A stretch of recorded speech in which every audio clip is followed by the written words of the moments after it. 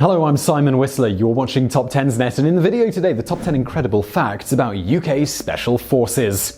The United Kingdom's Special Forces are not necessarily quite as well known as some of the United States' Special Forces, and are often not quite as lauded around the world, but this is certainly not because of their lack of confidence. The truth is that the United States tends to more heavily advertise its military and popular culture, and is known for being a bit flashy, whereas the British quietly do what needs to be done and make less of a big deal about it. Most people spend their time applauding the SEALs or other American units, but the major British Special Forces, such as the Special Air Service and the Special Boat Service, not only predated American Special Forces, but also inspired many of them to be what they are today. Without the inspiration of the SAS, a regiment known for having one of the most grueling selection trials in the world, we likely wouldn't have the more modern Special Forces that we see around the world today. Number 10. The SAS was only a detachment of the Army during World War II and was initially disbanded. The Special Air Service, commonly called the SAS, are now synonymous with the best of the British military and are something that most in the UK couldn't imagine living without. However, there was a time when they were not considered nearly as important as they are today. They were founded as a regiment of the Army known as Detachment, a code name meant to fool the Germans, and were tasked with the kind of missions you would expect elite commandos to be able to undertake. Surprisingly, after the end of the Second World War, the powers that be in the British government saw it fit to disband the burgeoning SAS entirely. However, just about 1 year after the SAS was disbanded, they were reformed as a new regiment, since the government realized that having an elite commando squad around was actually a very good idea on a long-term basis. The need was in fact so great that over the years, more regiments have been added to the SAS to expand their size and capabilities. It seems that disbanding them, even shortly, was likely a mistake. However, it was an understandable one. After World War II, many nations were trying to focus their efforts on rebuilding and not necessarily ramping up defense spending. Number 9. The UK have their own version of the Navy SEALs called the Special Boat Service. Those who are from the UK will not be surprised by this, but many Americans may not realize that the British have their own version of the Navy SEALs, an elite special forces unit that is especially adept at swimming, boating, and anything that involves water at all. Although, like the Navy SEALs, they are also adept at operations in any climate or terrain. Many Americans may be surprised to know that it wasn't the US that inspired the British, but likely the other way round, as the Special Boat Service predates the United States Navy SEALs. The Special Boat Service holds its roots in the days of World War II, where the antics of a daring British commando gave rise to an entirely new unit that exists to this day. The legends say that a British commando named Roger Courtney was trying to convince his superiors of an excellent way to sneak across the water undetected in order to get into enemy territory. They weren't listening to his ideas, so he snuck up on a nearby British ship, the HMS Glengyle, stole a gun cover from the deck, and cheekily wrote his initials on the captain's door. He then presented these findings to his superiors, who decided he needed his own men to command. It was from these sneaky and daring beginnings that the Special Boat Service was born. Number 8. The Special Air Service became increasingly involved in the troubles in Northern Ireland. It's always controversial when actual military units are engaged in civilian matters in the homeland, even when it is terrorist-related. Usually the police or intelligence agencies deal with these sort of situations, but as the troubles in Northern Ireland got worse, the SAS was actually called in to help with the situation. At first it started with them only advising regular units, but as time went on, their involvement increased. They abducted several IRA leaders from their homes and dumped them across the border so that they could be formally arrested. In multiple embarrassing incidents, cars full of SAS soldiers ended up accidentally going across the Irish border and were arrested by Irish police, which was a political nightmare. Unfortunately, things eventually went from a little wacky and heavy-handed to tragic. On multiple occasions, innocent bystanders ended up getting gunned down due to heavy-handed tactics of the SAS. This is not to fault them specifically, but perhaps the government didn't make the best decision to employ special forces trained for fighting wars to deal with domestic terrorism and unrest. It should also be said that despite their reputation, the SAS were remarkably restrained, and there were only a handful of actual civilian casualties over the course of their involvement in the Troubles. Number 7. The SAS selection procedure is so tough that some have died attempting it. There are many special forces units throughout the world, and many of them would argue about who is better at what, or who, overall, is the most well-trained. However, the SAS arguably has, at the very least, the toughest final selection process to get into it.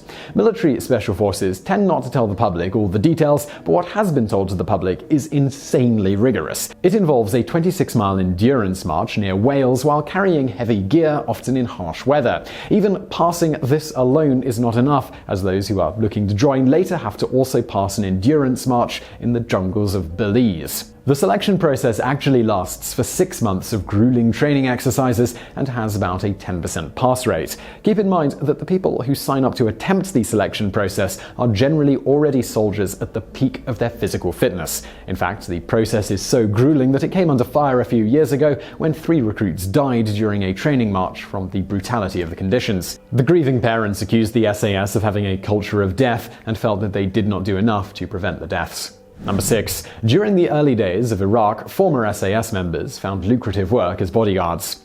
During the early days of Iraq, right after the government was toppled, many people thought that the area was safe. President Bush declared that Iraq was now free, and many people felt that all that needed to be done now was some mopping up. However, the truth, it was much more complicated, as everyone soon learned. Sectarian violence became a big issue immediately, and various terrorist groups started trying to take advantage of the chaos. Each sectarian group wanted to control the government and persecute the other groups. However, the American government, despite the chaos, had a responsibility to rebuild the mess that it had left. This meant there was a need to hire all kinds of contractors, experts, and businessmen in order to help with the rebuilding. Unfortunately, many of these people would not come despite their employers urging, unless the company paid for bodyguards. Wealthy businessmen, or those working for wealthy businesses, often had multiple bodyguards. Some richer individuals paid for their own bodyguards because without a proper governmental structure, there wasn't much protection from anywhere else. Former members of the SAS, they quickly found themselves offered very lucrative work opportunities to act as bodyguards in Iraq, some of them getting paid as much as £1,000 a day for their work. When the rich in Iraq were looking for bodyguards, British special forces commanded a very premium price and were highly sought after. Number 5. Recently, a dozen Gurkhas made their way into the SAS. The Gurkhas, for those who don't know of them, are an elite fighting unit hailing from the country of Nepal. Way back in the days of the East India Trading Company, the British came upon these fierce fighters and, despite having a numerical advantage, quickly found themselves on the back foot. Before long, they had put together a peace treaty with the Gurkhas and convinced them to now join them in their campaigns around the world. Since then, the Gurkhas have fought bravely alongside the British, proving their mettle time and time again. They may not be technically designated as special forces, however, they are incredibly elite. Roughly 28,000 Nepalese men compete every year to join, but there are only 200 spots in the Gurkha regiment of the British Army.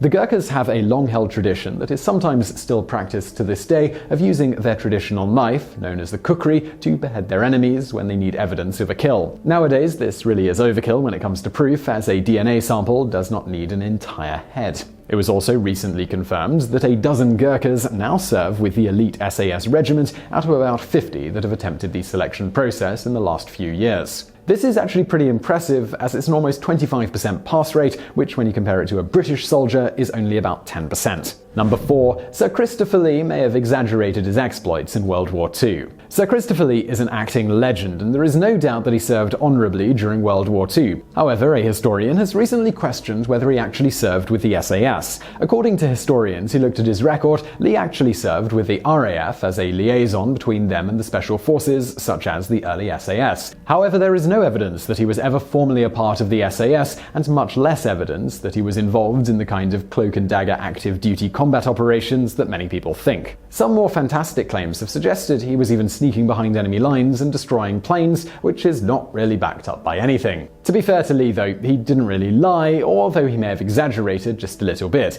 He only said that he was with the SAS, and this is partially true since he did liaise with them. And while he claimed he couldn't talk about the past, even though some did with no repercussions, this also means he didn't go around making up stories of things that didn't occur. And while some historians may find holes in his story, it doesn't necessarily mean that Sir Christopher Lee was never involved in any combat at all. He was quite insistent when filming The Lord of the Rings that Peter Jackson needed to be coached on how someone actually sounded when they were stabbed in the back. Number 3. The SAS rocketed to international fame after their role in the Iranian embassy siege. The SAS were already a very important special forces regiment and were very well distinguished and skilled, but they were not quite as well known or lauded on the international stage during their first few decades. As they had only been a small unit during World War II, many people in other countries did not know much about them or their skills when the 1980s rolled around. It was in the year 1980 that several members of an extremist political group from Iran stormed the Iranian embassy in London and took 26 innocent people hostage. They demanded the release of nearly 100 of their imprisoned political allies and wanted a plane so that they could take the hostages with them to ensure their plane wouldn't be targeted as they escaped. Margaret Thatcher, then the Prime Minister, did not believe in negotiating with terrorists, and after 6 days of intense standoff,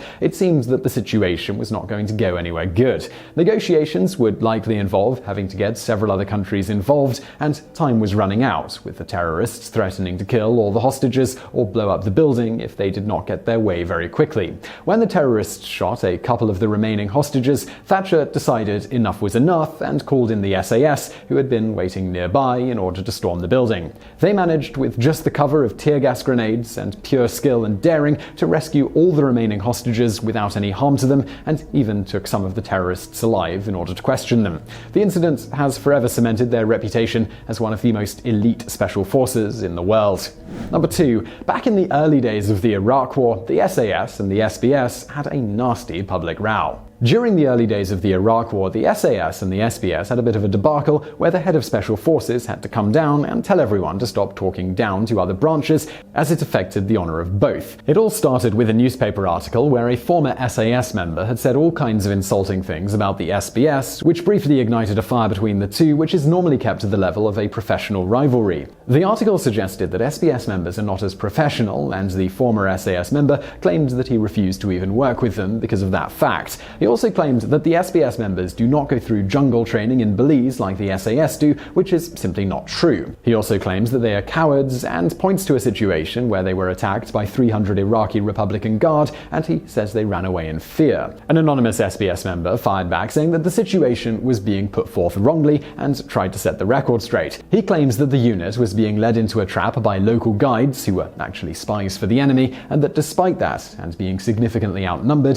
the SBS managed to fight their way out with only one casualty. The SBS were also upset at the time because a lot of operations they pulled off were being reported in the media as being completed by the SAS, which only made tensions worse. Number 1. A few years back, an incredibly detailed diary of the original SAS exploits was republished. Many of the details of the early SAS were simply not recorded at all, and that was mostly for good reasons. It was the middle of a war, and it was a special forces operation, so things were rather secretive. However, one anonymous member of the SAS kept a lot of original documents, pictures, and all sorts of incredible information about the early days of the SAS and kept it in a diary. When the war ended, he simply kept it in his house, never showing it to anyone or bothering to mention that he had it. Shortly before his death in the 1990s, he decided that he should make sure it ended up in the right hands and gave it to the SAS Regimental Association. The association kept it, but for many years didn't actually go through it properly or realize what they had. Only more recently, when a documentary filmmaker was going through their old files, did he find the diary and realize just what a treasure he had stumbled upon. A few years ago, a limited amount of copies were republished, with the proceeds going mostly to the SAS Regimental Association in order to continue their historical preservation work. It will likely be republished again someday, and perhaps over time the information will become more widely available on the internet so that everyone can read about the early days of the SAS. So I really hope you found that video interesting. If you did, please do hit that thumbs up button below, and don't forget to subscribe for brand new videos just like this every day of the week. Also over there on the right, a couple of other videos that you might enjoy if you enjoyed this one, and thank you for watching.